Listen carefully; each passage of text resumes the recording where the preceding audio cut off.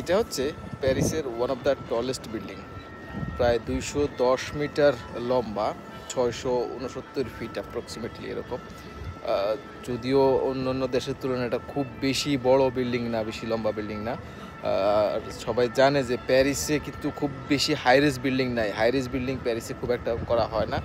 আর প্যারিসের যেই আইফেল টাওয়ারের যেই হাইট 312 মিটার প্রায়, ওটার উপরে তারা কোনো বিল্ডিং করতে চায় না, যার কারণে এখানে প্যারিসে তাদের তেমন বেশি হাইরেজ বিল্ডিং নাই। তবে এটা মন্টপার্নাসে, এই টাওয়ারটার নাম হচ্ছে মন্টপার্নাস টাওয়ার, এবং এটা খুবই ফেমাস একটা টাওয়ার প্যারিসের। প্রথম দিক থেকে এটা খুবই ফেমাস, এবং এটার খুবই বড় একটা আকর্ষণ হচ্ছে এই যে বিল্ডিংটা আছে, এটা একদম টপ পয়েন্ট উপরে একটা রুফটপ রেস্টুরেন্ট আছে, খুবই সুন্দর।